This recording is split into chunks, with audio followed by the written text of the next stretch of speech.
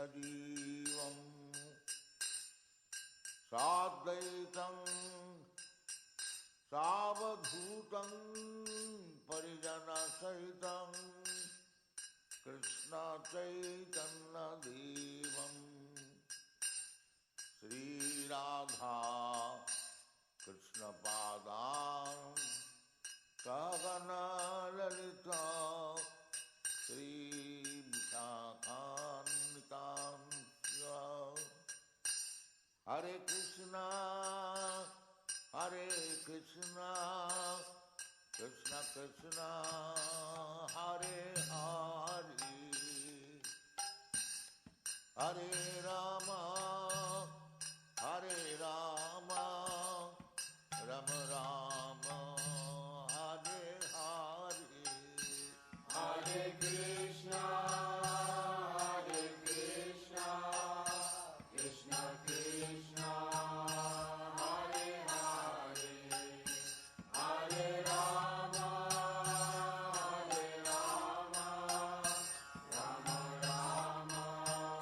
Rama Rama Hare Hare Hare Krishna Krishna Krishna Hare Hare Hare Rama Rama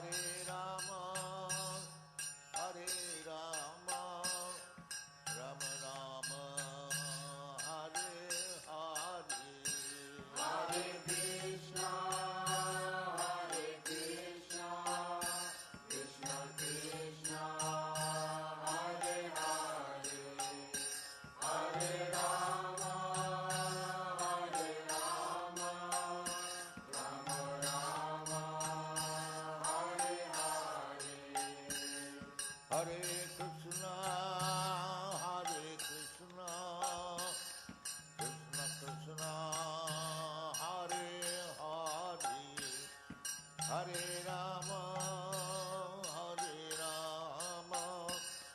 Rama Rama Rama Hare Hare Hare Krishna Krishna Krishna Hare Hare Hare Rama Rama Rama. Imagine waking up in the afterlife, right? And you find yourself facing this colossal, just terrifying silk cotton tree. Oh boy, yeah, the tree. Right, but instead of leaves, the branches are completely covered in thorns. And these thorns are described in ancient texts as being, as strong and sharp as thunderbolts. Which is just an incredibly graphic nightmare to even think about. It really is. And, well, it actually gets worse, because agents of the Lord of Death are waiting there to forcibly drag you down this tree, literally tearing your body apart with those thunderbolt thorns. Yeah, and that is a hell known as Vajrakantaka Somali. Exactly. And as wild as that imagery is, it actually sits right at the center of this very modern, very fierce battle we are looking at today. It's a battle over whether a global religious movement should abandon its ancient terrors to, embrace modern inclusivity. So, welcome to a deep dive into a document that is really just tearing at the seams of a major spiritual institution. Yeah, so today we are unpacking a presentation titled Answer to Kaunteya. And it was written by Dr. Horacio Arganis, who is also known within his community as Hare Krishna Dasa. And he is just launching an absolute barrage against a book by Kaunteya Dasa, who we will just call KD for today's deep dive. Right, because KD is essentially attempting to normalize progressive LGBTQ plus ideas within ISKCON, which is the International Society for Christian Consciousness. And before we go any further, I just want to be crystal clear with you, the listener, as we dive into this. We are navigating a highly charged, deeply sensitive battlefield today. Absolutely. This document hits on intense cultural, religious, and LGBTQ plus issues, invoking both staunchly conservative and progressive viewpoints. And as your guides, we are not taking any sides here. No, not at all. We are certainly not endorsing either the orthodox or the progressive viewpoints presented in these texts. Right. Our sole job is to impartially unpack the architecture of these arguments. We just want to explore the underlying logic exactly as Dr. Arganis laid it out. Because the stakes here, they go far beyond a simple disagreement over modern lifestyles. This is actually a battle over the ultimate authority to interpret ancient texts. Yeah, it's about the perceived infiltration of modern woke culture into Orthodox religion, and what happens when contemporary social movements crash headfirst into rigid Vedic structures. So, okay, let's unpack this. Do it. To really grasp the sheer level of outrage radiating from Dr. Arganis, you kind of have to understand the bedrock of ISKCON. His foundational grievance is that KD's book is basically a wrecking ball aimed directly at their founder, Srila Prabhupada. Right, and in the secular world, we might think of a founder as just, the person who filed the original paperwork. Or maybe a charismatic teacher whose old ideas can be updated. Like workshopped in a modern corporate seminar or something. Exactly. But Dr. Arganis makes it abundantly clear that in this specific theological framework, Srila Prabhupada is the founder acharya. He is not viewed as just a regular man. So he's not just a guy with some good ideas. No, not at all. According to texts like the Bhagavata Purana, which the author cites, Prabhupada's arrival was an actual divine prophecy. He's viewed as an emissary sent directly by Krishna to establish infallible spiritual law for a 10,000-year period. Wow, 10,000 years. Yeah. Which they call the Golden Age, right? Right, the Golden Age. So his word is essentially the spiritual physics of the universe for the next 10 millennia. Wait, I want to pause there because I think this is where an outsider might get a little lost. Yeah. Are you saying the author believes that the specific teachings laid down in, say, the 1970s are mechanically locked in? Yes, completely locked in. So they are the unquestionable blueprint for the next 10 millennia, regardless of how human society actually evolves. That is the exact mechanism of authority at play here. When you believe someone is a prophesied founder acharya, questioning those explicit teachings isn't viewed as a healthy academic exercise. Or like a necessary institutional evolution. Exactly. The text literally labels this kind of deconstruction as spiritual suicide. It equates it with flat-out atheism. So it's kind of like someone trying to amend a nation's constitution, but instead of using the proper legal channels, they just argue the founding father was completely clueless. Yeah, clueless about how the world really works. Which makes sense why there's such a massive backlash. I mean, the author actually quotes KD, characterizing Prabhupada as a, quote, Victorian man ignorant of the great advances of contemporary queer or gay science. Yeah, and Dr. Arganis views that characterization as a profound betrayal. He even brings in direct quotes from Prabhupada himself, stating that tolerating mischievous modifications to the founder's teachings is just as criminal as committing those acts yourself. So it really is an epistemological hardline. You either accept the founder as a divine, omniscient authority or you don't. There is absolutely no middle ground where you get to edit his views on sexuality to fit the 21st century. But if Prabhupada's word is this uncrackable safe, KD has to find a backdoor to make his progressive argument right. And according to the author, KD tries to pick the lock using the modern marital bed. Yes, this is where he brings in the argument of hypocrisy. KD points out that the vast majority of modern sacred heterosexual marriages within the movement do not actually follow the strict ancient Vedic rules. Specifically, he targets a ritual called the Garbhadhana Samskara. Right. And this is not just a general suggestion to have children. In the ancient text, this is a highly engineered, deeply precise seed-giving ceremony. What does that actually mean, mechanically? Like, what does the ritual do? Well, the theological logic here is that human consciousness at the moment of conception literally acts as a magnet for a specific caliber of soul. Oh, interesting. So the ritual prepares the magnet, so to speak. Exactly. It involves strict purification, mantra chanting, and astrological timing. It's all designed to ensure that the physical act of sex is entirely devoid of lust and purely focused on attracting a highly elevated soul. Okay, so Katie is looking at modern straight couples within the movement and saying, look, none of you are actually doing this intense soul magnet ritual. Yeah, he's saying you are having sex for intimacy or pleasure, which technically breaks the ancient rules. So his argument is, if heterosexuals are already failing to meet the ancient ideal, the movement has no grounds to exclude homosexuality. He's arguing for normalization based on a shared failure. It is a clever institutional argument, for sure. But Dr. Arganis brings in the intricate social architecture of ancient Vedic society to dismantle it completely. Here's where it gets really interesting, because he uses the caste system to push back, doesn't he? He does. He argues that KD fundamentally misunderstands who that ritual was actually for. He brings in the concept of the pyramidal Vedic caste structure. that strict Garbhadhana Samskara ritual was only ever compulsory for the Dvijas. The Dvijas being the minority, higher castes, like the priests, the warriors, and the merchants. The top of the pyramid, exactly. Yeah. But Dr. Arganis points out a crucial variable in Vedic cosmology, which is time. We are currently living in the Kali Yuga. Which is defined as the age of degradation, right? Right, an age of quarrel and severe spiritual handicap. Okay, let me make sure I'm following the logic here. Because of this degraded age, the baseline spiritual capacity of humanity has dropped so severely that essentially everyone alive today falls into the Sudra category. Yeah, the common laborers. So are you saying the spiritual building code actually changes depending on which age you were born into? That is the exact counter-argument. Dr. Arganis points out that the Dharma Sastras, the ancient law books, dictate that for Sudras, the only required sacrament is vivaha. And vivaha simply means sacred marriage. Exactly. Because Sudras in the Kali Yuga don't have the spiritual capacity to perform the high-level Devija rituals, they are completely exempt from the strict procreational mandate. Wow. That feels like trying to run modern heavy-duty software on a 1995 dial-up modem. The system knows the modem can't handle it, so it naturally lowers the processing requirement. That is a great analogy. So Dr. Arganis is essentially saying to KD, yes, most people today are falling short of the highest ancient standard. But falling short within the bounds of a traditional Sudra marriage is vastly different from changing the definition of marriage entirely. Right. He is accusing KD of conflating a permitted lower standard of traditional marriage with a complete abandonment of the marital structure.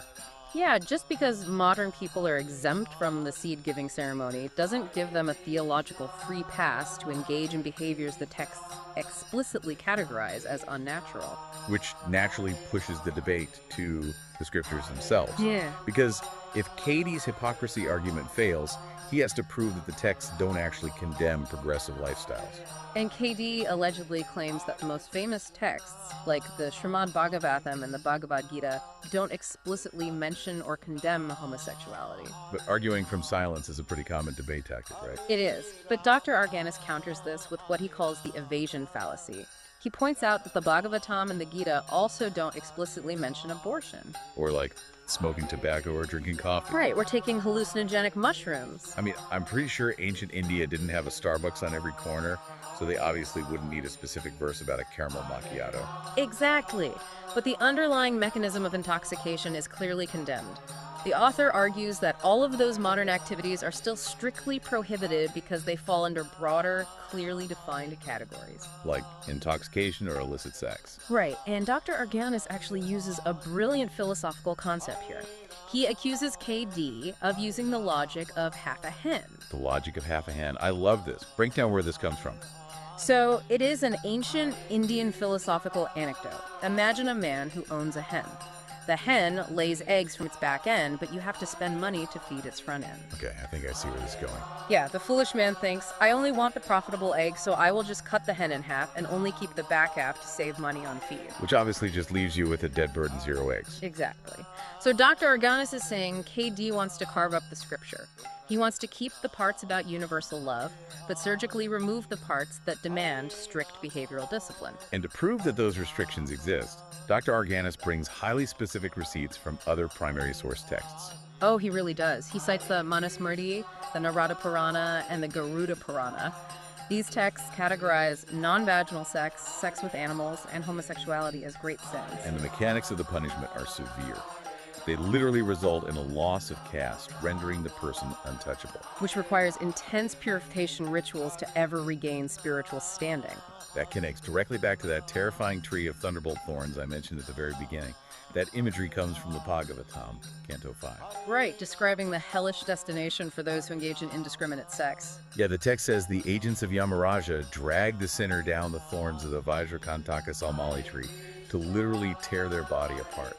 It is a wildly visceral deterrent. It's not a vague philosophical disapproval, it is a graphic promise of cosmic retribution. Right, and faced with that kind of explicit imagery, KD has to look elsewhere for scriptural cover, which is why he points to ancient temple sculptures and the Kama Sutra. Because they famously depict a vast array of sexual acts. KD argues this proves ancient Vedic culture was actually highly liberated. This is where Dr. Arganis really flexes his historical analysis. He attacks the timeline and the epistemology of KD sources. Yeah, first he points out that those sexually explicit temples are from the 10th century AD. They are not from the ancient, pure Vedic period. Looking at a 10th century temple and claiming it represents ancient Vedic law is like looking at a Renaissance painting of a cherub and claiming it represents the original legal code of the Roman Empire. That's exactly it. It is historically bankrupt. Furthermore, he absolutely eviscerates the reliance on the Kama Sutra. He points out the background of the author, Vatsyayana, noting he was actually raised by a prostitute aunt in a brothel. Why does his background matter in a theological debate, though? Is he just attacking the guy's character? Well, it matters because it reveals a massive conflict of interest in Vedic epistemology. Dr. Arganis points out that Vatsyayana himself openly admitted his work contradicted the Smritis. The Smritis being the actual religious codes? Right. Vatsyayana was writing a manual dedicated to kama, which is physical pleasure, and he literally stated that pleasure was more important than the religious rules. So Dr. Arganis is showing that KD is trying to use a secular, historically compromised sex manual to override divine law? Precisely. And to put the final nail in the coffin of this scriptural debate, Dr. Arganis brings it right back to Srila Prabhupada. Right, the founder Acharya. He pulls a direct quote from a room conversation in 1977. They were discussing the movement of Allen Ginsberg, the famous poet, who really championed homosexual liberation. And Prabhupada didn't mince words, did he? No, he bluntly called Ginsberg's movement a group of madmen. There is zero ambiguity there. So Dr. Arganis uses this to show that any attempt by KD to paint the founder as a secret progressive ally is just completely disingenuous. Exactly. So we see how he systematically dismantles the theological loopholes. But then the presentation takes this fascinating turn. It zooms out from the ancient text to analyze the modern culture war. Right, because if the texts are that clear, why would an insider like KD even try to write a book challenging them? Like, what's his end game, according to Dr. Arganis? Dr. Arganis views KD's book as a Trojan horse. He doesn't see this as a good faith disagreement. He identifies this entire progressive push as a weapon of what he calls post-Marxist wokeism. Okay, post-Marxist wokeism is a heavily loaded term today. What is the actual mechanism he is referring to here? How does Marxism connect to Vedic marriage rituals? Well, Dr. Arganis traces the intellectual lineage of these progressive ideas directly back to the cultural Marxism of the Frankfurt School. Okay, go on. The theory is that traditional Marxism failed to incite an economic revolution, so the strategy shifted to a cultural revolution. So the goal is to infiltrate and systematically deconstruct foundational institutions from the inside out, like family, nation, and conservative religion. Precisely. By changing the language and normalizing the prohibited, the author argues that by normalizing what an Orthodox religion considers sinful, you erode the very concept of sin entirely. And once the concept of sin is gone, the moral authority of the religion just evaporates. Exactly. And Dr. Arganis pulls an incredible quote to illustrate this threat from a Nobel Prize-winning physicist, Wolfgang Pauli, from a letter in 1958. Yeah, Pauli warned that if the parables of old religions lose their persuasive force, all the old ethics will collapse like a house of cards, and the unimaginable horrors will be perpetrated. That concept, the total collapse of old ethics, is Dr. Arganis' core fear. He refers to this as Dharma destruction. So if ISKCON caves to the pressure and alters the founder's teachings just to appease progressive sensibilities, they aren't just updating a rulebook. No, they're pulling the bottom cart out of the house of cards. He predicts a general spiritual and moral drying up that will completely destroy the institution. And what I find fascinating is that Dr. Arganis doesn't just stay on the defensive. He goes on the offensive with what he considers real-world reality checks. Right, to prove that this progressive ideology is actually failing in modern secular society. He actively pushes back against the modern sociological consensus that sexuality is purely innate. He cites studies like the work of Dr. Joseph Nicolosi on reparative or conversion therapy, right? He does. Now, we must note that these specific studies and practices are heavily contested and widely rejected by mainstream psychological associations today. Absolutely. But Dr. Arganis uses them to argue that homosexuality is not a fixed genetic state, countering KD's claims that it's a natural condition the church must accommodate. He also looks at massive corporate and institutional failures to argue that woke integration is just a catastrophic strategy. Yeah, he claims Disney lost $79 billion in market value after pushing gender ideology, and points out that Bud Light lost $5 billion after their controversial advertising campaign. He even brings in sociological trends from the broader religious landscape. All right, noting that liberal, accommodating churches are rapidly shrinking. While conservative, Orthodox churches that hold fiercely to their traditional doctrines are actually growing. So what does this all mean? Synthesizing all of this for you listening right now, Dr. Arganis is essentially making a spiritual business model argument. Yeah, he is saying to his community, look out the window at the secular world. Accommodation leads to collapse. Right. Alienating your core faithful base to appease outside critics never works. If we alter the teachings to be socially acceptable, we lose the exact purity that makes this movement strong in the first place. It is a desperate call to fortify the foundation, not to renovate the building. He firmly believes that viewing Prabhupada as merely an ordinary, fallible man destroys the entire movement. We have covered a massive amount of ground today. We've explored a fiercely passionate defense of Orthodox Vedic tradition against modern progressive integration. We really have. We've seen how Dr. Arganis wields scriptural analysis, the caste system, and critiques of modern cultural movements to defend the absolute authority of Srila Prabhupada. And if we step back and connect this to your world listening right now, the underlying dynamics of this debate aren't just limited to ancient Indian theology or ISKCON.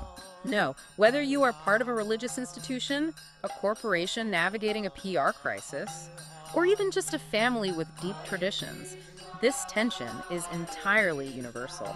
The brutal struggle between holding fiercely to your founding principles and adapting to a rapidly changing culture is a core human conflict. It really is.